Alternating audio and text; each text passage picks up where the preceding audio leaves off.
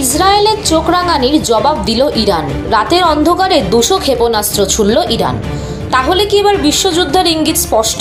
দেখুন, মঙ্গলবার থেকে ইরান ইসরায়েলের ওপর সরাসরি ক্ষেপণাস্ত্র হামলা শুরু করেছে, যার ফলে পশ্চিম এশিয়ায় নতুন সংঘাতের আশঙ্কা বেড়েছে।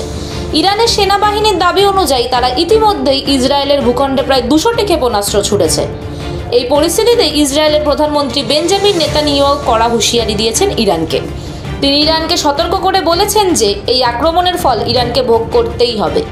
পাশাপাশি আমেরিকাও ইরানকে সতর্ক করেছে এবং ইসরায়েলের প্রতি তাদের পূর্ণ সমর্থনের বার্তা দিয়েছে। ইসরায়েলি সেনাবাহিনী মঙ্গলবার লেবাননের দক্ষিণাঞ্চলে গ্রাউন্ড অপারেশন শুরু করেছে, যার জবাবে ইরান ইসরায়েলের রাজধানী তেল আভিভকে নিশানা করে হামলা চালায়। ইসরায়েলের এই পদক্ষেপের প্রেক্ষাপটে গাজা থেকে শুরু হওয়া হামাসের আক্রমণ, লেবাননের হিজবুল্লাহ এবং ইয়েমেনের হুতি বিদ্রোহীদের সঙ্গে ইসরায়েলের সংঘর্ষ আরও তীব্র আকার ধারণ করেছে। তবে ইরানের এই সরাসরি আক্রমণ পশ্চিম এশিয়ায় এক নতুন এবং দীর্ঘমেয়াদী সংঘাতের ইঙ্গিত দিচ্ছে, যা ওই অঞ্চলের সামরিক পরিস্থিতিকে আরও জটিল করে তুলতে পারে বলে পর্যবেক্ষকরা মনে করছেন। মঙ্গলবার রাতেই নেতানিয়াহু তার মন্ত্রিসভার জরুরি বৈঠক ডাকেন এবং সেখানে ইরানের হামলাকে বিপজ্জনক আখ্যা দিয়ে বলেন, ইরান এই হামলা চালিয়ে ভুল করেছে, এর জন্য তাদের কঠিন শাস্তি পেতে হবে। ইসরায়েলের সেনাবাহিনী জানিয়েছে তারা বেশিরভাগ ক্ষেপণাস্ত্র প্রতিরোধ করতে পেরেছে এবং বড় ধরনের কোনো ক্ষতি হয়নি।